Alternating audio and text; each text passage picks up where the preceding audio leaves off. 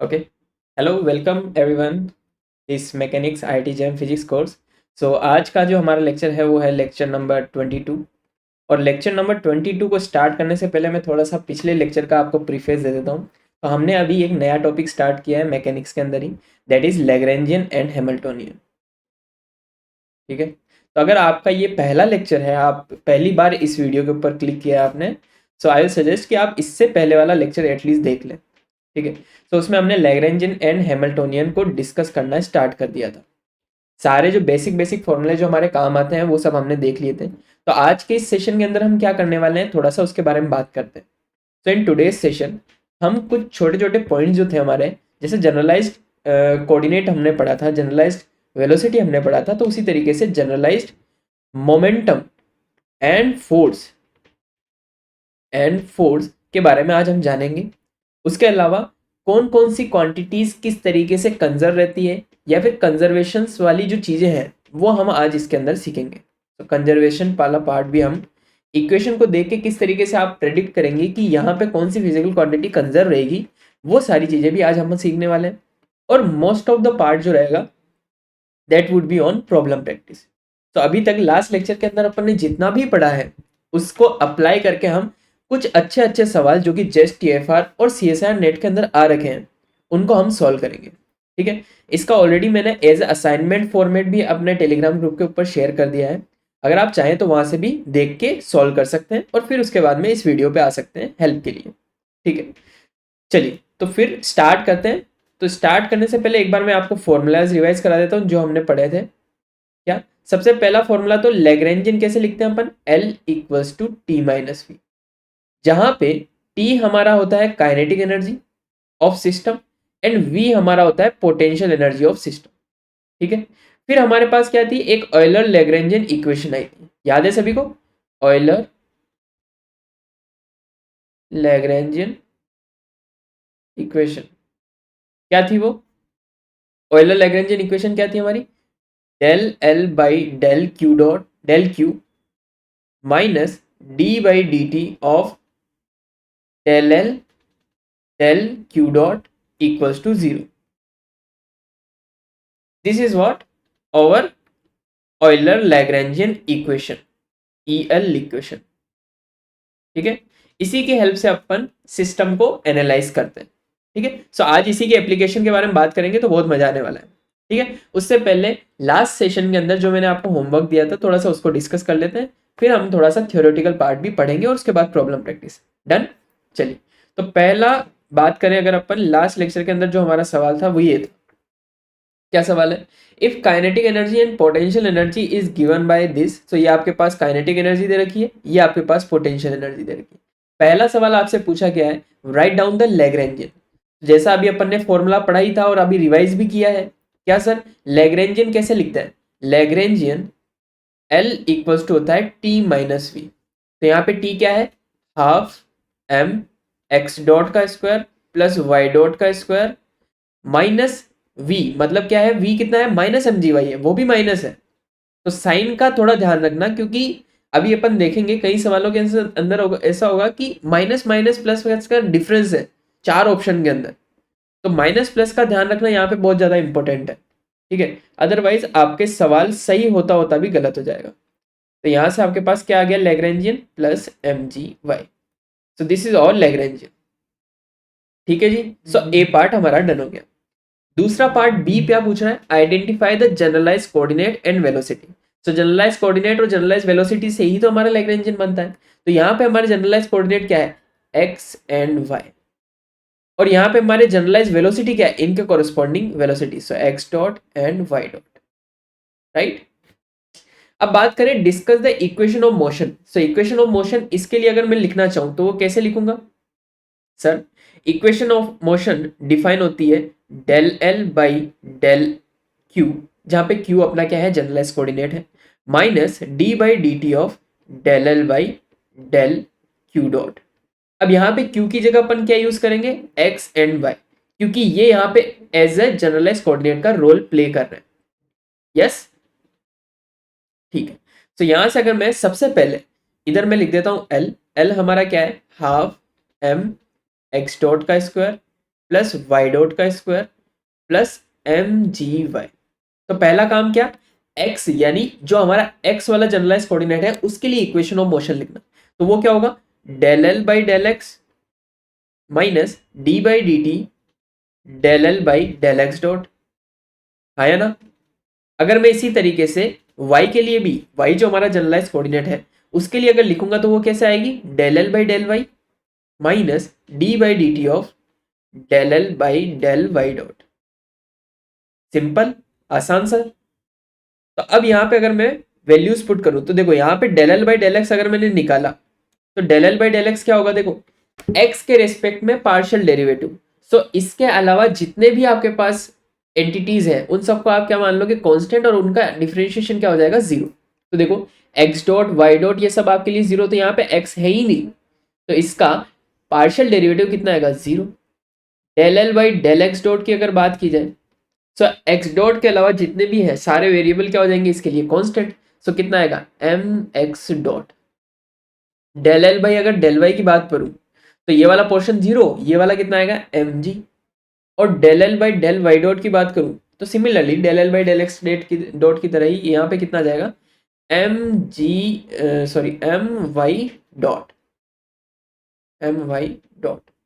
ठीक है, इनकी वैल्यूज पुट कर देते, तो यहाँ पे del L by del x लिखा zero minus D by D T, del L by del x dot की बात करें अगर तो ये क्या है, m x dot equals to zero. तो यहाँ से क्या इक्वेशन निकल के आई, d by D t m x dot equals to zero. और इधर क्या इक्वेशन निकल के आई, m g minus D by D T del L by del y dot कितना हो गया अपना, m y dot equals to zero. तो यहाँ से आपके पास इक्वेशन निकल के आ रही है कितनी, d by D t m y dot equals to m g. अब एक छोटी सी बट इंपॉर्टेंट चीज बताता हूँ आपको, अगर किसी इस क्वांटिटी का टाइम के रेस्पेक्ट में डेरिवेटिव जीरो है, इसका मतलब ये क्वांटिटी टाइम के रेस्पेक्ट में क्या रहेगी, कांस्टेंट, है ना। अच्छा, हम पढ़ते थे मोमेंटम, मोमेंटम क्या होता था, एमवी होता था अगर अपन बात करें तो, एमवी। अगर आपका पार्टिकल एक्स डायरेक्शन में मूव कर रहा है तो वी को मैं क्या लिख सकता हूं, एम एक्स डॉट लिख सकता हूं। तो ये चीज क्या है, दिस इज जनरलाइज मोमेंटम, है ना। अगर ये एक ही डायरेक्शन मूव कर रहा है तो इसको लीनियर मोमेंटम बोल देंगे। अगर ये लीनियर मोमेंटम कांस्टेंट है, कैसे पता चल रहा है, क्योंकि टाइम के रेस्पेक्ट में ये चेंज नहीं कर रहा है। तो यहां से अपन क्या बोलेंगे कि linear momentum in x direction is conserve. और आज का लेक्चर इन्हीं पॉइंट्स को आइडेंटिफाई करने के ऊपर होने वाला है।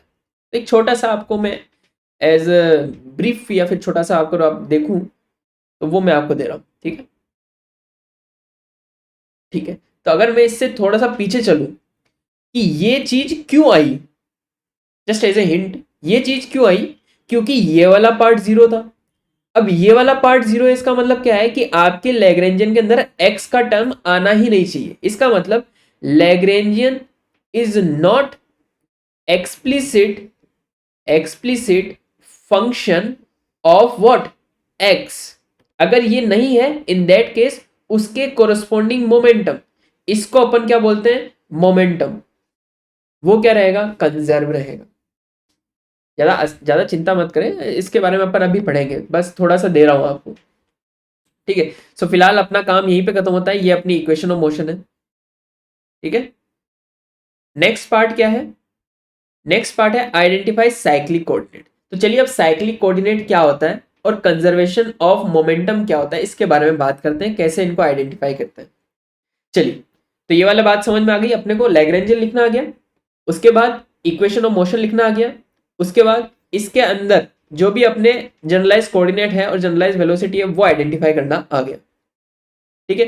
तो चलिए शुरू करते हैं आज के हमारे नए नए टॉपिक्स जो हम आज पढ़ने वाले।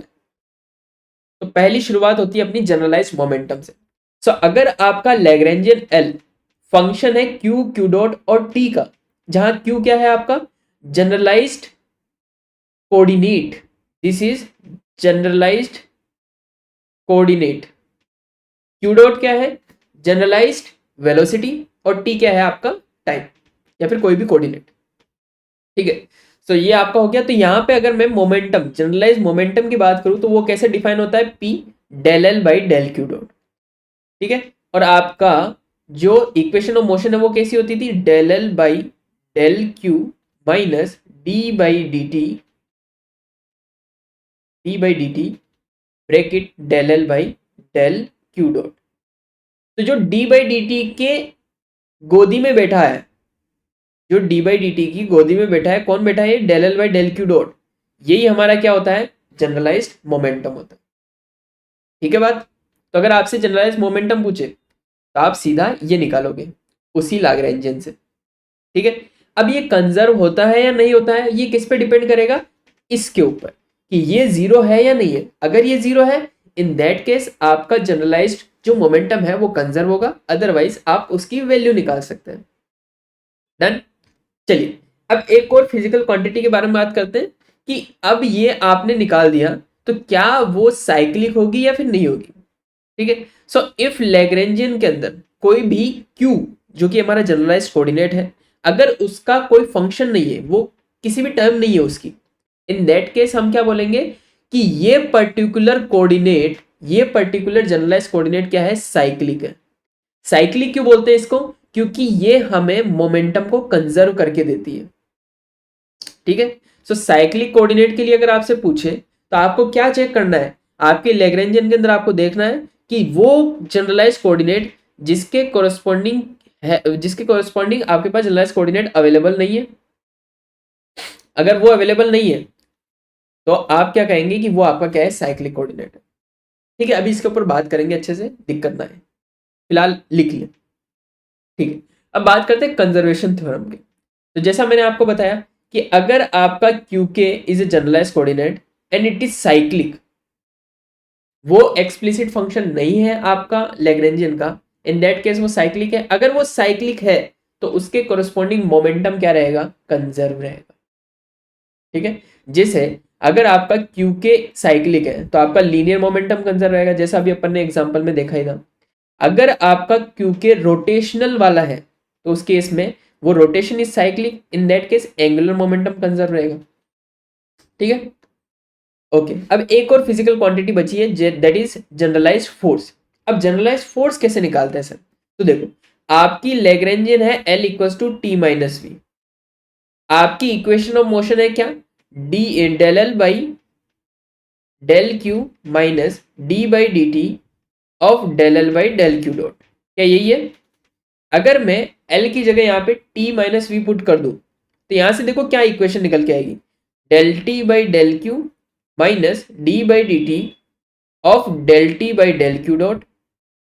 सिमिलरली v के लिए भी आएगा तो उसको इधर भेज देते हैं, तो del V by del q minus D by D t of del V by del q dot, आया ना।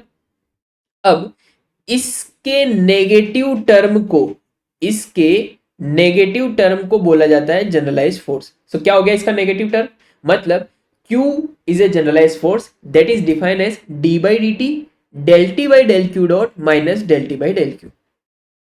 या अब इसको, क्या ये चीज इसके बराबर है वो पोटेंशियल वाले के भी, तो कभी कभी अगर आपको पोटेंशियल देख के जनरलाइज फोर्स पूछ ले तो आप ये वाला फॉर्मूला यूज करें, अगर आपको काइनेटिक एनर्जी देख के जनरलाइज फोर्स पूछ ले तो आप ये वाला फॉर्मूला यूज करें। ठीक है। So if potential is independent of generalize velocity, मतलब उसके अंदर क्यू डॉट का कोई टर्म ही नहीं है, तो ये वाला टर्म जीरो, तो बचा कौन, del V by del q. तो उस केस में आपका जनरलाइज फोर्स क्या हो जाएगा, सिर्फ minus del V by del q. Done है। चलो एक एग्जांपल लेते हैं और उससे सवाल को समझने की कोशिश करते हैं कि सर कैसे जनरलाइज फोर्स निकालते हैं। तो देखो एक एग्जांपल लेते हैं, क्या है सवाल sir, a particle is moving under the action of generalise potential. So potential दे दिया है आपको, ठीक है, और find the magnitude of the generalise force. Potential देके आपको जनरलाइज फोर्स पूछ लिया, तो मैं क्या करूंगा सबसे पहले, सर Q जो है, Q के मेरे पास दो फॉर्मूले हैं, one is d by D t of del T by del q dot minus del T by del q. But sir यहाँ पे तो मुझे पोटेंशियल दे रखा है, काइनेटिक एनर्जी नहीं दे रखा है, तो मैं ये वाला फॉर्मूला कैसे यूज करूंगा, नहीं कर सकता बच्चा। तो इसके बजाय अपन दूसरा फॉर्मूला यूज कर लेंगे पोटेंशियल वाला, वो क्या होगा, d by D T del V by del q dot minus del V by del q. आया ना, कोई दिक्कत, कोई समस्या, कोई परेशानी नहीं। तो अब क्या करना है अपने को, इस v से ये दोनों टर्म्स निकाल के इसमें पुट करनी है। सो मैं पहले अगर निकालूं del V by del q dot, तो वो कितना आएगा, क्योंकि क्यू नीचे है, ये पूरा इसके ऊपर डिपेंड ही नहीं करेगा अपना पार्शियल डेरिवेटिव, तो अपन अगर इसके रेस्पेक्ट में करेंगे तो क्या आएगा, 1 में क्यू स्क्वायर। अगर मैं del V by del q निकालूं तो ऊपर वाला मेरे लिए कांस्टेंट, नीचे वाले का मैं डेरिवेटिव करूंगा तो वो कितना आएगा, -2 1 प्लस क्यू डॉट अपॉन में क्यू क्यूब इंटू, बस इतना ही, क्योंकि टी के रिस्पेक्ट में नहीं है, सिर्फ क्यू के रिस्पेक्ट में। ठीक है, सो यहाँ पे इन वैल्यूज को अब इसमें पुट कर दो, तो क्या आएगा, d by D t bracket 1/क्यू² minus minus plus 2 1 plus q dot upon में क्यू क्यू। ठीक है, ये आपका capital q, that is our generalise force. So इसका डेरिवेटिव करेंगे टी के रिस्पेक्ट में, कितना आएगा, -2/क्यू क्यूब, और क्यू का कितना होगा, Q dot plus 2 bracket 1 plus q dot divided by किसके, क्यू क्यूब के। तो यहां से कुछ कटता हुआ दिख रहा है आपको, तो क्यू डॉट कट जाएंगे, बचेगा कौन, 2 में क्यू क्यू। तो आपका जनरलाइज फोर्स क्या हुआ यहाँ पे, 2/क्यू क्यू। क्या बात समझ में आई, डन, बढ़ चले आगे।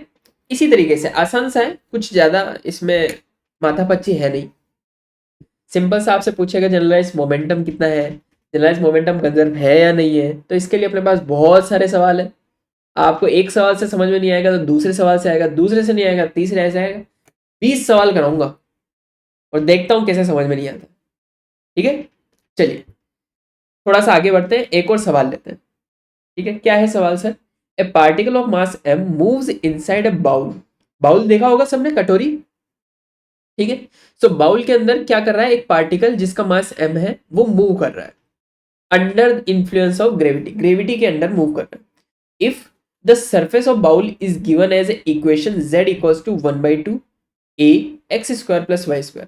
देखो ये क्या है, आपके पास एक स्केलर फील्ड दे रखा है, तो देखो इसको ड्रॉ कैसे करेंगे, तो देखो बाउल कैसा बन रहा होगा, देखो पैराबोला पैराबोला दिख रहा होगा आपको, तो बाउल थोड़ा पैराबोलिक टाइप का है। थोड़ी लाइन ऊपर चली गई, ये आपके लिए ब्लैक स्पॉट तो नहीं हो गया इधर, आप देख नहीं पा रहे हैं, थोड़ा सा देख लीजिएगा एक बार, एक्स वाई और ये आपका जेड, तो देखो कैसा बन रहा होगा डायग्राम कुछ इस तरीके से। ठीक है,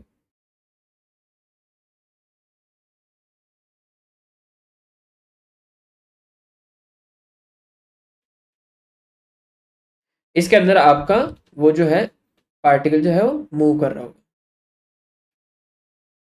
ठीक है, तो इस तरीके से बाउल है, तो आपसे क्या पूछा है, सबसे पहले write down the Lagrangian of the system in cylindrical coordinate. क्या बोल रखा है, सिलेंड्रिकल कोऑर्डिनेट के अंदर अपने को इसके लैग्रेंजियन को लिखना है। दूसरा काम, identify the cyclic coordinate. Cyclic coordinate identify करने के लिए क्या करना पड़ेगा, लैग्रेंजियन के अंदर उसका जनरलाइज कोऑर्डिनेट जो मिसिंग है, बस वो ढूंढ दो कि ये वाला मिसिंग है सर, तो ये वाला अगर मिसिंग है तो वही अपना साइक्लिक कोऑर्डिनेट है, और उसके कोरस्पॉन्डिंग मोमेंटम जो होगा वो कंजर्व होगा। ठीक है सर, तीसरा पार्ट क्या है, इक्वेशन ऑफ मोशन निकालनी है, जो हमें पता है क्या होती है। तो स्टार्ट करते हैं, चलो। तो पहला काम क्या, कि यहाँ पे अपने को सबसे पहले तो सिलेंड्रिकल कोऑर्डिनेट के अंदर काइनेटिक एनर्जी और पोटेंशियल एनर्जी क्या होगी वो लिखते हैं। सो मैंने आपको बोला था कि देखो आप ये तो याद ही कर लो, तो मैं एक बार लिख देता हूँ साइड में कि सिलेंड्रिकल और स्फेरिकल कोऑर्डिनेट के अंदर काइनेटिक एनर्जी क्या होती है, ये तो आप रट ही लो, क्योंकि बार बार प्रूफ करना मैं नहीं समझता कि सही चीज़ है। तो काइनेटिक एनर्जी के लिए क्या होगा, हाफ m r डॉट का square plus r² theta dot का square plus r² sine square theta phi dot का स्क्वायर। ठीक है, ये किस में हो गया आपका, दिस इज स्फेरिकल। अब बात करें सिलेंड्रिकल की, तो t कितना होगा, हाफ m। अब इसको भी अगर मैं r से ही डिनोट करूं तो वो भी कर सकते हो, अदरवाइज रो से भी डिनोट कर सकते हो, रो डॉट का square plus rho square phi dot का स्क्वायर प्लस जेड डॉट का स्क्वायर।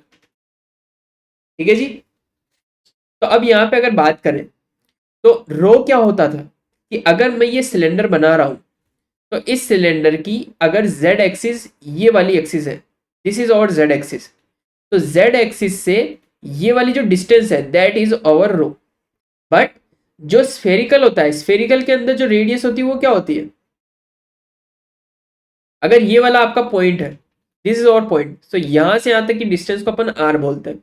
अगर इसको सिलेंड्रिकल में मर्ज करके दिखाऊं आपको, तो आर ये वाली रो ये वाली है, और अगर ये वाला पॉइंट आपका है तो इसके लिए भी रो ये है, बट आर यहां से मेजर की जाएगी। ठीक है, रो मेजर करते हैं जेड एक्सिस से, आर मेजर करते हैं ओरिजिन से। याद रहेगा, कंफ्यूजन नहीं होगा? ठीक है सर। चलिए, तो अब अपना काइनेटिक एनर्जी वाला टर्म अपन लिखते हैं। तो काइनेटिक एनर्जी का टर्म कितना होगा sir? So half m rho dot का square plus rho square phi dot का स्क्वायर प्लस जेड डॉट का स्क्वायर। अब देखो, रो की कैसे डिफाइन करते हैं अपन? Rho is define as x square plus Y square.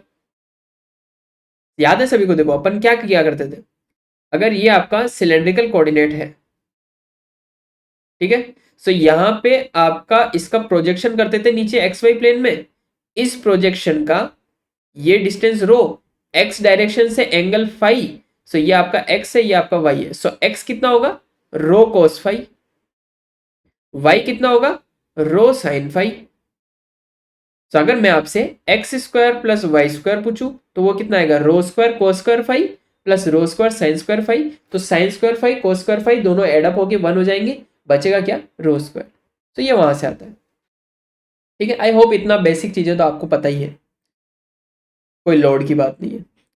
अब आपको क्या दे रखा है? एक कंडीशन दे रखी है कि जो z हाइट है वो डिपेंड कर रही है x और y के कोऑर्डिनेट के ऊपर। और किस तरीके से डिपेंड कर रही है? कि z equals to a bracket a/2 bracket x square plus Y square. तो क्या मैं x square plus Y square को कन्वर्ट कर सकता हूं रो के अंदर? So that would be a/2 rho square, है ना? इसमें तो कोई तकलीफ वाली बात ही नहीं है। अच्छा, अगर यहां पे मेरे कोऑर्डिनेट है रो फाई और जेड, तो जेड और रो में एक रिलेशन है, तो मैं चाहूं तो सारों को जेड में ला दूं या फिर मैं रो को जेड में ला दूं। तो मैं क्या करता हूं कि इसको इक्वेशन को सिर्फ मैं एक ही कोऑर्डिनेट में रखने की कोशिश करता हूं। तो जेड डॉट निकालते हैं अपन। तो जेड डॉट क्या होगा? a/2 कॉन्स्टेंट, रो का डेरिवेटिव टाइम के रिस्पेक्ट में कितना होगा? 2 रो डॉट इंटू रो। तो 2 से 2 कैंसिल, ये कितना आ गया? A rho rho dot. तो काइनेटिक एनर्जी कितनी हो गई सर अपनी? Half m rho dot square plus rho square phi dot square plus z dot की जगह अब क्या लिखूंगा? A rho rho dot. तो कितना हो गया? A square rho square rho dot square. कुछ कॉमन आ रहा है? Half m rho dot common लेंगे, अंदर क्या बचेगा? Half a square rho square, और इधर बचेगा अपने पास रो डॉट, और इधर क्या है? रो स्क्वायर फाई डॉट का स्क्वायर, है ना? तो यहां से आपके पास काइनेटिक एनर्जी आ गई। सर पोटेंशियल एनर्जी कैसे लिखेंगे? तो क्योंकि बाउल के अंदर पॉइंट जो है आपका यहां कहीं पे होगा, तो इसकी यहां से हाइट, प्लेन से हाइट कितनी होगी? जेड। तो पोटेंशियल एनर्जी कितनी होगी? M g z. This is our potential. तो यहाँ पे z की वैल्यू वापस पुट कर देंगे कितनी? a/2 rho square. So potential m g z, और z की वैल्यू पुट करी mg/a/2 रो स्क्वायर। सो फाइनल हमारे पास t आ चुका है, v आ चुका है। अब क्या लिखेंगे? लैग्रेंजियन। सो लैग्रेंजियन अगर मैं लिखूं तो लैग्रेंजियन कितना होगा? L equals to T minus v. तो क्या हो गया sir? Half m bracket 1 plus ए स्क्वायर रो डॉट का square plus rho square phi dot का square plus, sorry, minus M g a/2 rho square. एक बार क्रॉस चेक कर लेते हैं सारी चीजें सही लिखी है। हाँ, ठीक है, तो ये आपका लैग्रेंजियन हो गया। तो ये पार्ट ए हो चुका है आपका। दूसरे पार्ट में आपसे पूछा है कि सिलेंड्रिकल कोऑर्डिनेट में लिख दिया, identify the cyclic coordinate and law of conservation. चलिए, ये इंपॉर्टेंट है थोड़ा सा। अब इसमें आपको साइक्लिक कोऑर्डिनेट आइडेंटिफाई करना है। तो देखो, मैंने क्या बताया था कि इस इक्वेशन के अंदर पहले तो ये देखो कि आपके पास कौन कौन से कोऑर्डिनेट है। सो रो और फाई आपके कोऑर्डिनेट है। अब इसमें से साइक्लिक कौन होगा? ठीक है, सो साइक्लिक कौन सा होगा? कि जिसका जनरलाइज कोऑर्डिनेट इसमें प्रेजेंट ही ना हो। सो क्या रो का जनरलाइज कोऑर्डिनेट है, यहाँ पे रो है, रो डॉट भी है, तो यहाँ पे रो डॉट तो आपके क्या है, साइक्लिक नहीं है। यहाँ फाई डॉट है बट फाई नहीं है, क्योंकि फाई डॉट के कोरस्पॉन्डिंग जनरलाइज कोऑर्डिनेट क्या होगा, फाई होगा। सो फाई मिसिंग है। सो ये फाई अगर मिसिंग है, in that case this is our cyclic coordinate. आसान सा है कि जिसका वेलोसिटी प्रेजेंट है बट वो कोऑर्डिनेट प्रेजेंट नहीं है, इन दैट केस अपन उसको क्या बोलेंगे, साइक्लिक कोऑर्डिनेट। ठीक है, तो यहाँ पे फाई अपना क्या हो गया, साइक्लिक कोऑर्डिनेट। तो इसके कोरस्पॉन्डिंग मोमेंटम क्या रहेगा, कंजर्व रहेगा, तो वो निकाल लेते हैं। तो इसके कोरस्पॉन्डिंग अगर मैं लिखूं लैग्रेंजियन इक्वेशन की मोशन, वो क्या होगी, del L by del phi minus D by D t of del L by del phi dot is equal to zero. तो इसके कोरस्पॉन्डिंग मोमेंटम अगर आपका कंजर्व है तो मोमेंटम निकाल लो, ये आपका पी फाई है। पी फाई क्या होता है sir, del L by del phi dot. तो पूरे लैग्रेंजियन का फाई डॉट के रेस्पेक्ट में डेरिवेटिव करना है, तो ये वाला टर्म जीरो, ये वाला टर्म जीरो, बचा कौन, ये वाला, कितना आएगा, m rho square phi dot, it is constant. क्या बात क्लियर, कोई समस्या, कोई दिक्कत, कोई परेशानी नहीं, आसान से चीजें चल रही है अभी तक तो।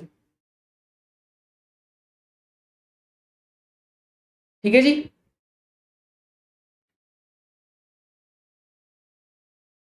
चले आगे चले, अगला सवाल देखें आगे क्या पूछा है। देखो अगला आपसे पूछा है write down the equation of motion. अब ये तो काम कर ही सकते हो कि भाई ये वाली टर्म तो कंजर्व है, तो अब इक्वेशन ऑफ मोशन अगर लिखनी है तो सी पार्ट, दिस इज और बी पार्ट। सी पार्ट में क्या इक्वेशन ऑफ मोशन लिखनी है, किसके कोरस्पॉन्डिंग लिखोगे, रो के कोरस्पॉन्डिंग। तो del L by del rho minus D by D t of del L by del rho dot equal to zero. बस यहां से del L by del rho निकालोगे पहले, वो कितना होएगा, तो del L by del rho अगर निकाले तो यहां से ये वाली टर्म कांस्टेंट, तो ये क्या बन जाएगी, चलो नए पेपर पे लिख देते हैं,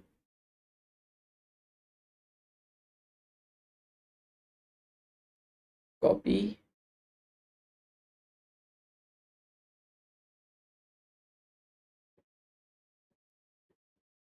पेस्ट। चलिए तो यहां से इन सबको मैं रेज कर देता हूं एक बार। तो यहां से सबसे पहला काम क्या है, del L by del rho निकालना, तो वो कितना होगा,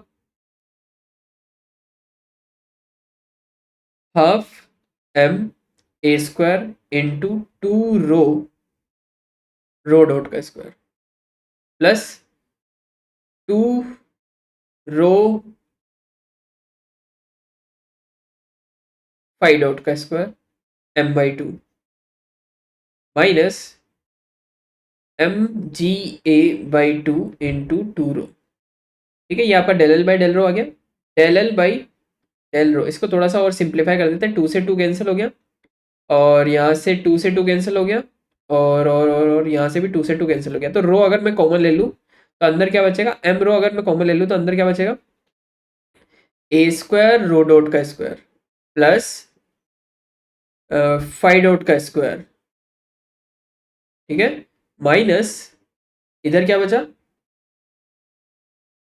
एम कॉमन आ गया, रो कॉमन आ गया, अंदर बचा टू से टू कैंसिल हो गया, जी ए मतलब ए जी। डन, ठीक है sir. Del L by del phi del rho dot, ये कितना होगा, तो सिर्फ ये वाला अपने पास बचेगा, तो क्या बचेगा, हाफ एम वन प्लस ए square rho square into two rho dot. So two से टू अगेन कैंसल, क्या आया sir, M bracket one plus ए स्क्वायर रो डॉट। अब इन सारी वैल्यूज को आप इक्वेशन ऑफ मोशन में पुट कर दीजिए। तो del L by del rho minus D by D T del L by del rho dot equal to zero, और इसको सिंप्लीफाई करेंगे तो आपके पास इक्वेशन ऑफ मोशन आ जाएगी। ये आप कर लेंगे। चलिए आगे बढ़ते हैं, एक और सवाल देखते हैं। क्या है सर सवाल, A mass m is attached to one end of the spring constant k। तो ये आपके पास देखो इधर दे रखा है, ये एक्स वाई प्लेन के अंदर आपके पास एक स्प्रिंग है जिससे m मास का एक बॉल अटैच कर रखी है। इसका स्प्रिंग कांस्टेंट क्या है k, और इसका y एक्सिस के साथ जो एंगल है वो थीटा है। ठीक है। The end is pivoted at point O as shown in the figure. If the particle is constrained to move in a xy plane under gravity, तो देखो ये इस तरीके से हैंग किया हुआ है दीवार के ऊपर, है ना। तो दीवार के ऊपर हैंग किया हुआ है, तो ये एक्स वाई प्लेन दीवार है, जेड के अबाउट ये वाला जो हिस्सा है ये वाला जेड है। अब इस प्लेन के ऊपर, इस दीवार के ऊपर आपने एक कील से स्प्रिंग को बांध दिया और यहाँ पे एक एम मास लटका दिया। अब ये इस प्लेन के ऊपर घूम रहा है, आगे ऊपर नीचे आ रहा है, आगे आगे पीछे नहीं हो रहा है, ठीक है ना, प्लेन के ऊपर ही घूम रहा है। तो जेड की कोरस्पॉन्डिंग जितनी भी चीजें होगी वो जीरो होगी। डन। पूछा क्या है आपसे, write down the expression for kinetic energy and potential energy. तो आपको सबसे पहले काइनेटिक एनर्जी लिखना पड़ेगा और पोटेंशियल एनर्जी लिखना पड़ेगा। ठीक है। अगली चीज में पूछिए आपसे, राइट डाउन लैग्रेंजियन इन कार्टेशियन कोऑर्डिनेट सिस्टम। ठीक है, तो शुरुआत ही हम कार्टेशियन से ही करेंगे ताकि हमें दिक्कत ना हो। फिर आपसे पूछा थर्ड में, transform the Lagrangian in a suitable coordinate system. Suitable coordinate system तो यहाँ पर अपन पोलर कोऑर्डिनेट यूज कर लेंगे। ठीक है, तो चलिए स्टार्ट करते हैं। तो क्या है सर, पहली चीज ये आपका अगर एक्स वाई प्लेन है, this is your x y plane, और इस एक्स वाई प्लेन के अंदर आपके पास ग्रेविटी के अंडर स्प्रिंग है, स्प्रिंग से एम मास का ब्लॉक लटका हुआ है। तो देखो इसके कोऑर्डिनेट की अगर मैं बात करूं तो ये आपका एक्स होगा, ये आपका वाई होगा, राइट। इसमें तो आराम से कोई दिक्कत ही नहीं है। ठीक है, इसकी नेचुरल लेंथ जो थी वो क्या थी, एल, यहां से एंगल थीटा। तो मुझे बताइए काइनेटिक एनर्जी क्या होगी, हाफ एम एक्स डॉट का स्क्वायर प्लस वाई डॉट का स्क्वायर, है ना। तो यहां से टी, तो ये क्या हो गया, ये हो गया। वी की अगर बात करें तो वी क्या होगा, जी अगर नीचे की तरफ है तो यहां से यहां तक की डिस्टेंस कितनी, वाई, तो पोटेंशियल एनर्जी कितनी हो जाएगी, माइनस एम जी वाई। तो ये काइनेटिक एनर्जी हो गई, ये पोटेंशियल एनर्जी हो गई। डन। इसके अलावा एक चीज अपन भूल रहे हैं, वो क्या, कि सर इस स्प्रिंग की भी तो कुछ पोटेंशियल एनर्जी होगी, आप उसको कैसे भूल सकते हो। तो स्प्रिंग की पोटेंशियल एनर्जी क्या होगी, हाफ के, अब इस लेंथ के अंदर कितना चेंज आया, सो डेल्टा एल का स्क्वायर।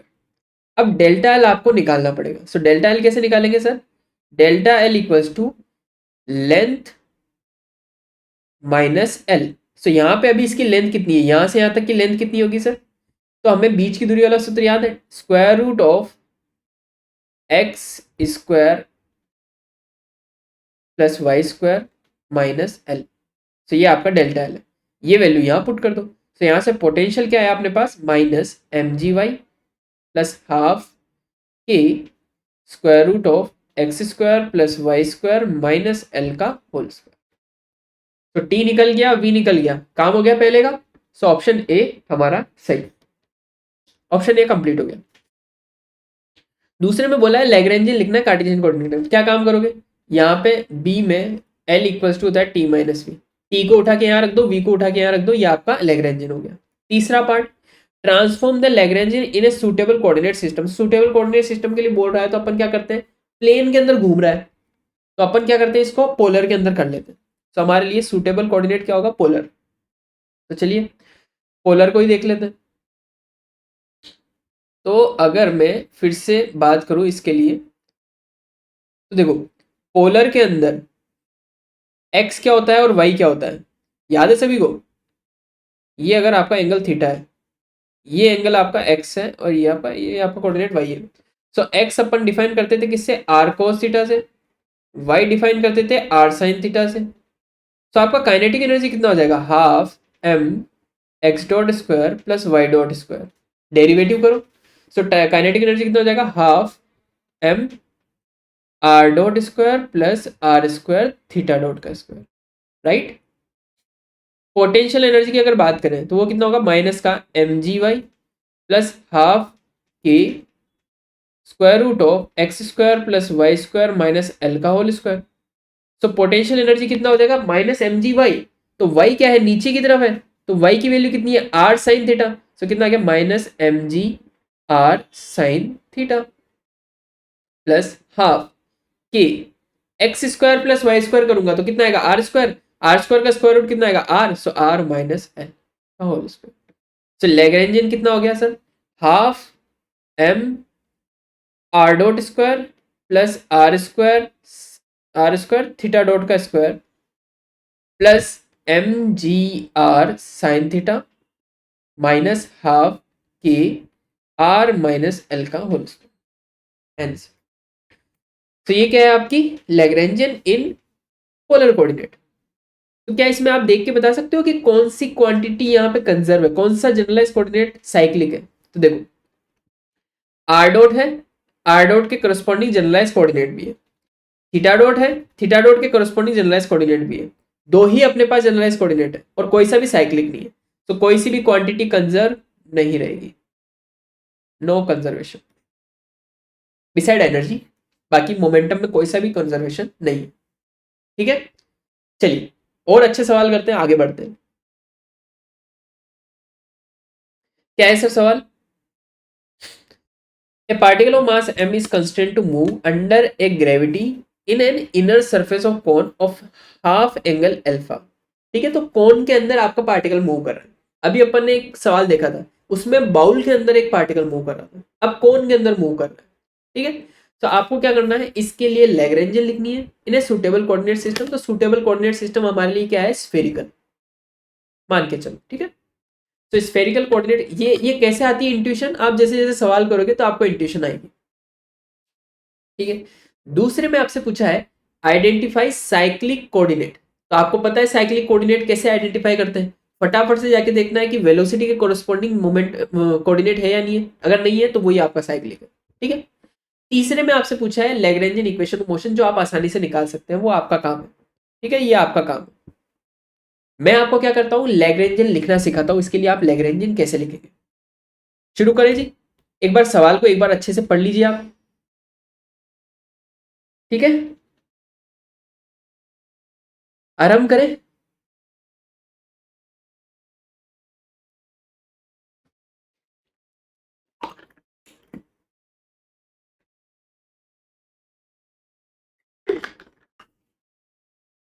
चलिए करते हैं शुरू। तो देखो क्या करना है, सबसे पहले देखना है कि आपकी काइनेटिक एनर्जी कितनी होगी। तो टी अगर कार्टेशियन में लिखूं तो वो कितनी होती है, half m x dot square plus y dot square plus z dot square. अगर मैं स्फेरिकल की बात कर रहा हूं तो स्फेरिकल में कितना होगा, half M are dot square plus are square theta dot का square plus are square sine square theta five dot का स्क्वायर, है ना। अब यहाँ पे ध्यान देने वाली बात क्या है कि सर ये जो पार्टिकल है वो एक फिक्स एंगल के ऊपर, जो आपका जिनीत एंगल होता है उस फिक्स जिनीत एंगल के ऊपर ही घूम रहा है, इधर नीचे ऊपर कहीं नहीं जा रहा है। ठीक है, इसका मतलब क्या है, ये थीटा है और ये थीटा फिक्स है। अगर थीटा फिक्स है तो थीटा डॉट कितना होगा, जीरो, क्योंकि वो तो फिक्स है, वो तो कांस्टेंट है।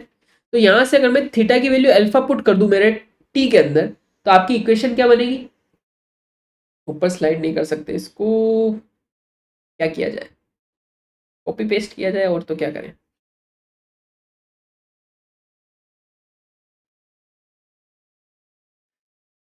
ठीक है जी,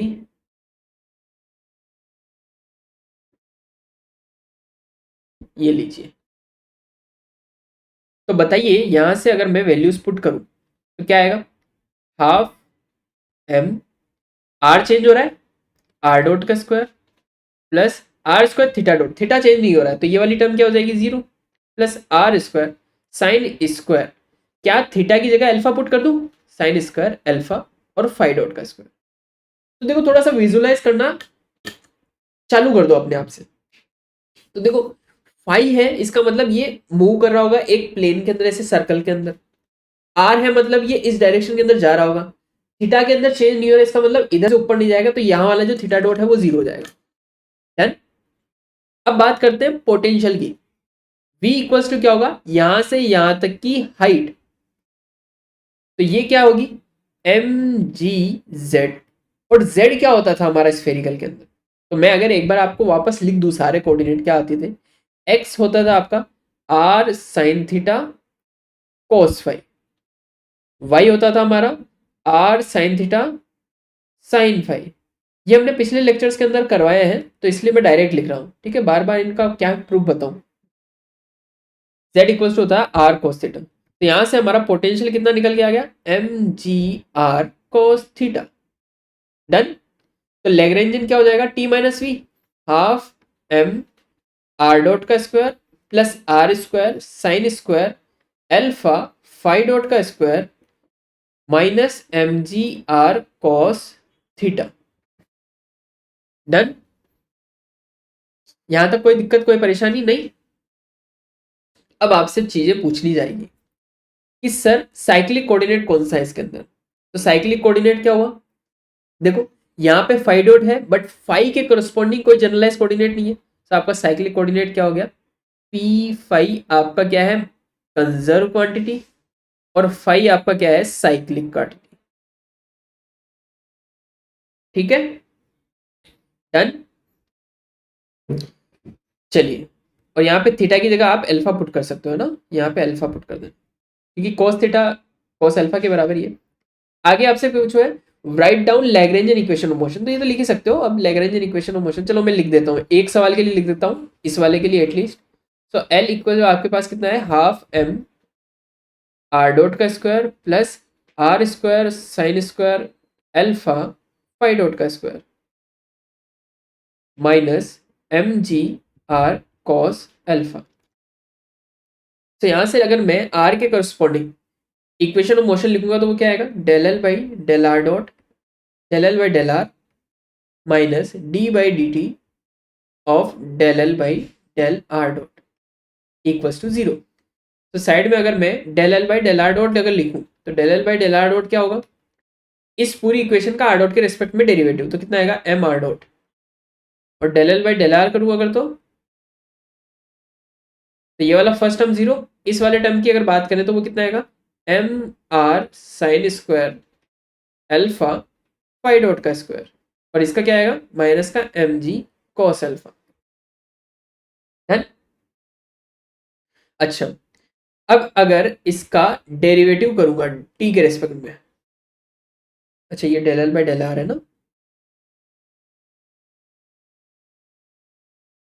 डेल आर, ओके ठीक है, वैल्यूज पुट करो, M are sine square alpha phi dot का square minus M G cos alpha minus D by D T अगर करेंगे तो क्या आएगा, M R double dot equals to zero.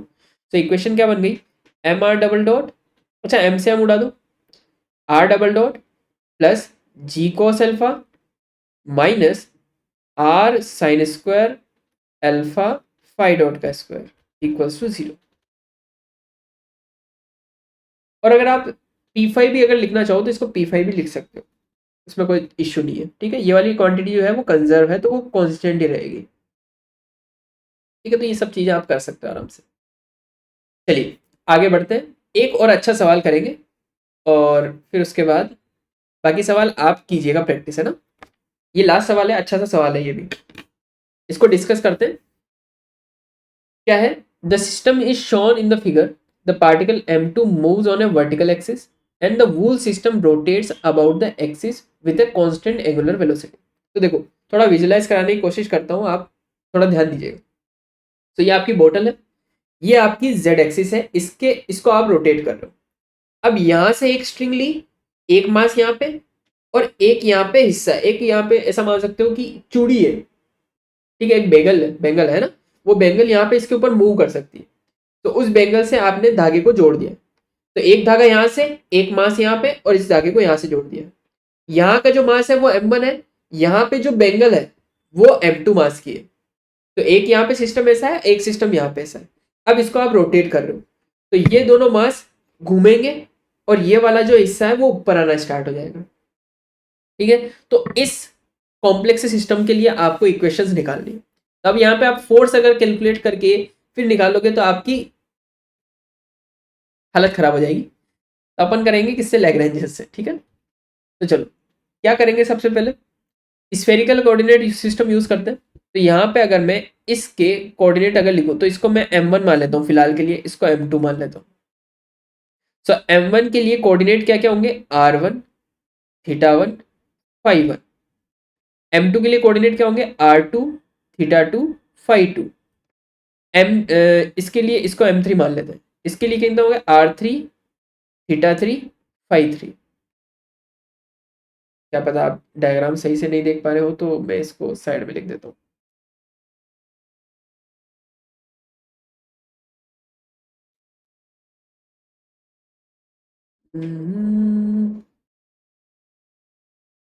तो इसके लिए भी अपने को सेम चीजें करनी है, क्या क्या, सबसे पहले लैग्रेंजियन लिखना है, फिर उसके बाद में कंजर्वेशन वाले बताना कि हाँ भाई कौन कौन सी मोमेंटम कंजर्व है, और तीसरा इक्वेशन ऑफ मोशन। तो देखो यही चलने वाला है लैग्रेंजियन के अंदर, यही करना है। ये आपका बिल्डअप है, बिल्डअप है किसके लिए, हैमिल्टोनियन के लिए, ठीक है। तो नेक्स्ट लेक्चर के अंदर अपन हैमिल्टन स्टार्ट करेंगे। r2 θ2 φ2। अब देखो ये जिस एंगुलर वेलोसिटी के साथ घूम रहा है दैट इज ओमेगा, और ओमेगा क्या है, φ1 डॉट और φ2 डॉट। मतलब ये दोनों इस तरीके से घूम रहे हैं कि दोनों की एंगुलर वेलोसिटी सेम है, क्योंकि सिमेट्रिक है, ठीक है। तो सिमेट्रिक है तो इसको अपन ने नाम दे दिया ओमेगा। अब दूसरी चीज बात करें अगर, कि यहां से यहां तक की लेंथ जो है वो एल है, क्या r2 में कोई चेंजेस आएगा, भले ही ये ऊपर नीचे जाएंगे, बट क्या R2 की लेंथ के अंदर कोई चेंज आएगा, नहीं। सो R2 क्या है आपका, L के बराबर है, एंड R2 के अंदर टाइम के साथ चेंजेस जीरो है। सिमिलरली R1 क्या है, L है, और R1 के अंदर जो टाइम के साथ चेंजेस है वो क्या है, जीरो है, ठीक है। R3 की अगर बात करें तो ये वाला एंगल अगर थीटा है, ये वाला एंगल अगर थीटा है, तो ये क्या होगा, L cos थीटा, ये भी क्या होगा, L cos थीटा। तो टोटल इसकी R3 की लेंथ कितनी हो गई, 2L cos थीटा, है ना। अब क्योंकि ये एक्सिस के ऊपर ही है तो इसके लिए तो क्या ही θ3 और क्या ही φ2, तो ये सब तो क्या होंगे, zero. So θ3 dot equals to φ3 dot, ये क्या होंगे आपके जीरो। अब बात करते हैं काइनेटिक एनर्जी की टर्म के। So T1 plus T2 plus T3। तो T1 क्या होगा, हाफ m1 r1 डॉट का square plus r1 square theta ना, थीटा 1 डॉट का square plus r1 square sine square theta 1 φ1 dot का स्क्वायर। यह आपका पहला काइनेटिक एनर्जी हो गया। सिमिलरली दूसरे के लिए भी लिखूंगा, half m2 r2 square plus r2 square theta 2 dot का square plus r2 square sine square theta 2 φ2 dot का square plus 1/2 of m3 r3 dot का square plus r3 square theta 3 dot का square plus r3 square sine square theta 3 φ3 dot का square. ये हो गया। अब यहां पे अगर मैं वैल्यूज पुट करूं तो क्या आएगा, देखो r1 डॉट के अंदर चेंज नहीं आ रहा तो ये वाला टर्म जीरो, r1 स्क्वायर मतलब हाफ m1, r1 स्क्वायर मतलब l का स्क्वायर, साइन स्क्वायर एंगल कितना है, थीटा 1 साइन स्क्वायर थीटा, और φ1 डॉट स्क्वायर मतलब ये जो घूम रहा है वो, तो वो कितना होगा, ओमेगा स्क्वायर, राइट, है ना।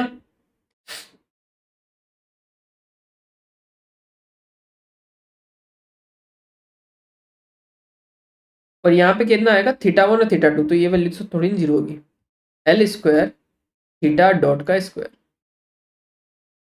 ठीक है। इसी तरीके से दूसरे मासेस के लिए m1 की इसके बराबर है, इसके m2 के बराबर है, तो यहाँ पे भी m1 लिख दो। ये कितना आएगा, L square sine square theta omega square plus L square theta dot का स्क्वायर। m3 की अगर बात करें, देख पा रहे हैं क्या नीचे, तो चलेगा अभी तक। तो m3 की बात करें तो हाफ m2, देखो इधर साइड में लिख देता हूँ, m1 बराबर m2 बराबर m2 के, ठीक है। ये जो हमारे माने हैं हमने m2 जीरो कर देना, m2 नोट है ना, और m3 आपका है m1 है ना, m2 नोट, इस तरीके से डिफाइन है। तो ये आपका M2 हो गया, ये आपका M3 हो गया। बड़ा कंफ्यूजिंग हो गया होगा आपके लिए। कैसे करें कंफ्यूजन से बचने के लिए? एक काम करते हैं, मैं इनको कैपिटल M1 कर देता हूँ, है ना। कैपिटल M1, कैपिटल M2 और कैपिटल M3।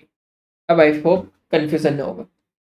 और कैपिटल M1 बराबर कैपिटल M2 बराबर है स्मॉल m1 के, कैपिटल M3 बराबर है स्मॉल m2 के। ठीक है, अकॉर्डिंग टू अवर सिचुएशन जो हमको दे रखी है। तो ये कितना हो गया, हाफ M2 R3 डॉट का स्क्वायर। तो R3 कितना है आपका 2L cos थीटा, इसका डॉट करूंगा तो कितना आएगा 2L sin theta theta dot.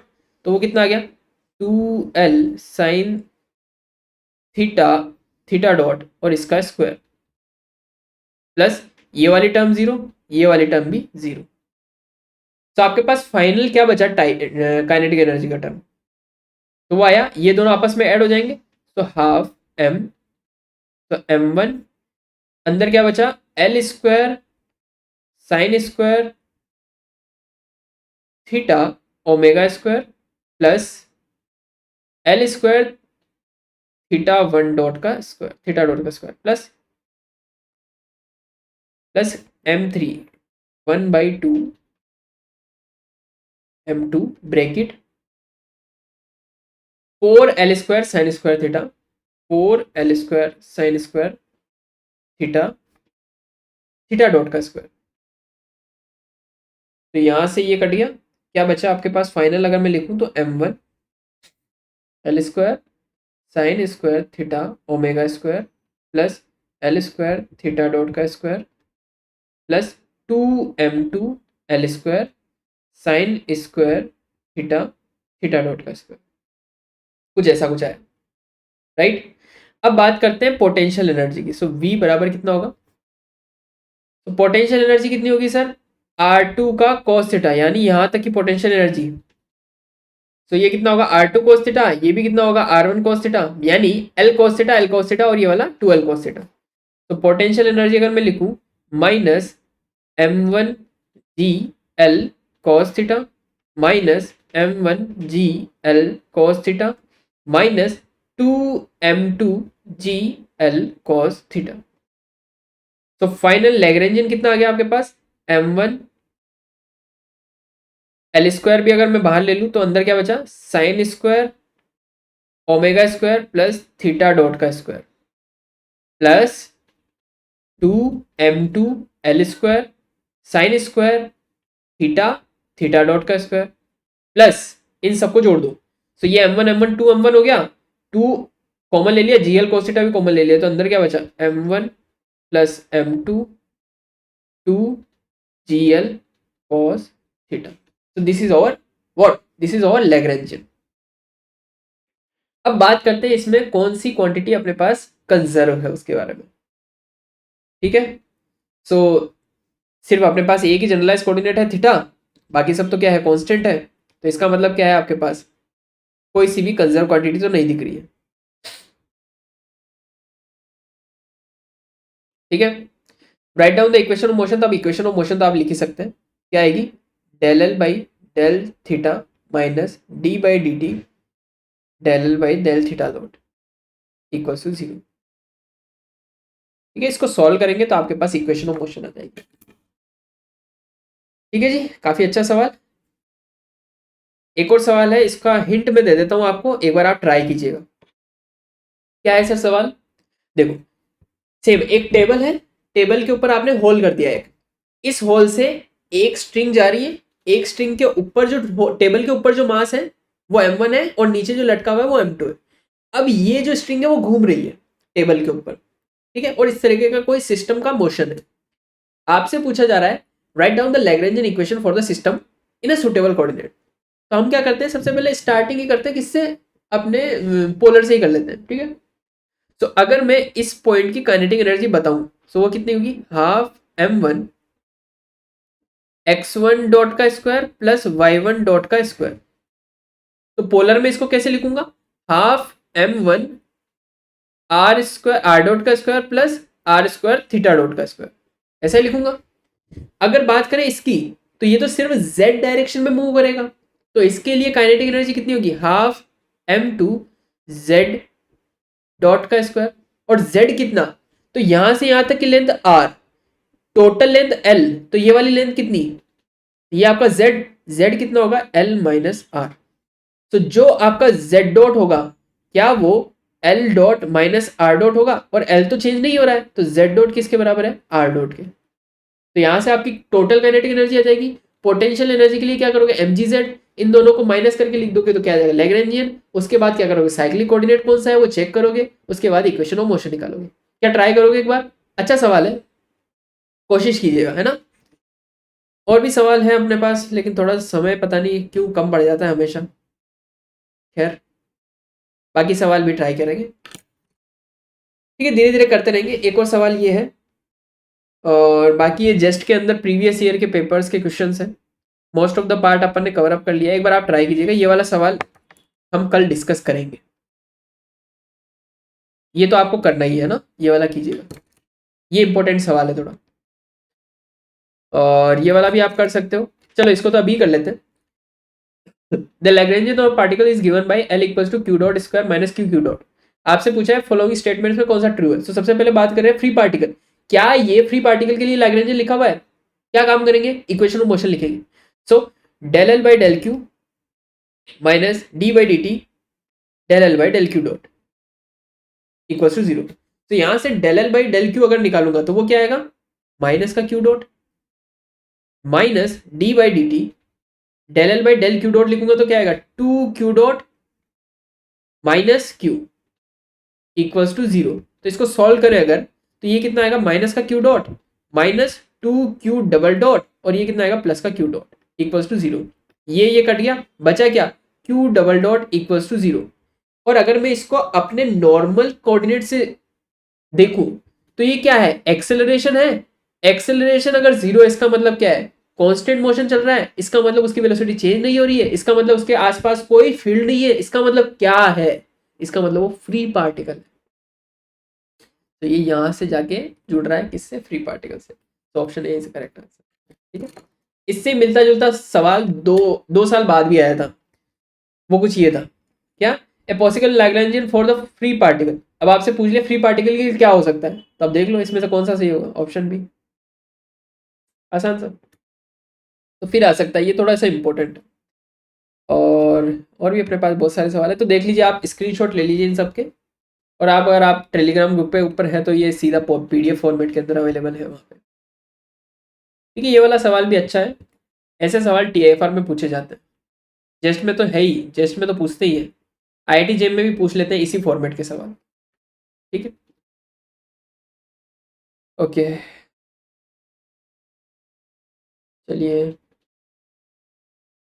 Okay, मिलते हैं आपसे नेक्स्ट सेशन के अंदर। अगले सेशन में अपन हैमिल्टन स्टार्ट करेंगे, है ना, थोड़े से कुछ प्रॉब्लम डिस्कस कर लेंगे एक दो, और हैमिल्टन स्टार्ट करेंगे। Okay, thank you for joining the session and see you, tata, bye bye।